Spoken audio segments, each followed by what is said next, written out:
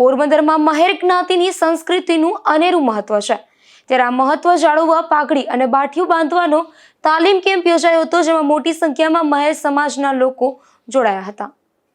International મહેર supreme councillor દ્વારા મહેર જ્ઞાતિના પરંપરાગત સાંસ્કૃતિક વારસાને જાળવી રાખવા અને નવી પેઢી સુધી પહોંચાડવાના ઉમદા હેતુથી પોરબંદરમાં એક દિવસીય પાઘડી અને બાઠિયું બાંધવાનો તાલીમ કેમ્પ યોજાયો હતો. આ કેમ્પ પોરબંદરના મહેર વિદ્યાર્થી ભવન ખાતે યોજાયો હતો.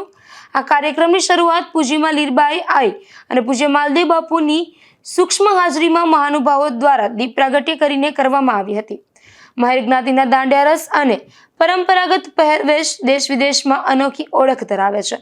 આ પરંપરાગત પેઢી દર પેઢી જીવંત રહે અને યુવાનો સુધી તેની સાચી ઓળખ પહોંચે તેવા શુભ આશય સાથે આ તાલીમ કેમ્પનું આયોજન કરવામાં આવ્યું હતું. આ કેમ્પમાં મહેર જ્ઞાતિના અંદાજે 40 ભાઈઓ અને બહેનોએ ઉત્સાહપૂર્વક ભાગ લઈ પાઘડી અને બાંટિયું બાંધવાની ઝીણવટભરી તાલીમ મેળવી હતી.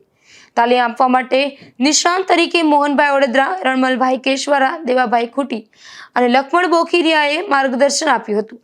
આ પ્રસંગે ઇન્ટરનેશનલ મહેર સુપ્રીમ કાઉન્સિલના ઉપપ્રમુખ નવગણભાઈ મોઢવાડિયા, કારાભાઈ કેશવાલા, અર્જનભાઈ ખિસ્તરિયા, અર્જનભાઈ બાપોદરા, યુવા પાકના હમીરભાઈ ખિસ્તરિયા, સાંસ્કૃતિક સમિતિના ઉપપ્રમુખ ભોજાભાઈ આગઠ તથા સમાધાન સમિતિના સભ્યો ઉપસ્થિત રહ્યા હતા. સંસ્થાના મહામંત્રી બચુભાઈના માર્ગદર્શન હેઠળ સમગ્ર કાર્યક્રમનું સફળ સંચાલન કરવામાં આવ્યું હતું, જ્યારે પ્રમુખ વિમલભાઈએ તમામ તાલીમાર્થીઓને અભિનંદન પાઠવ્યા હતા. નિપુલ પોપટ સાથે અશોક થાનકી, ગુજરાત ન્યૂઝ, પોરબંદર.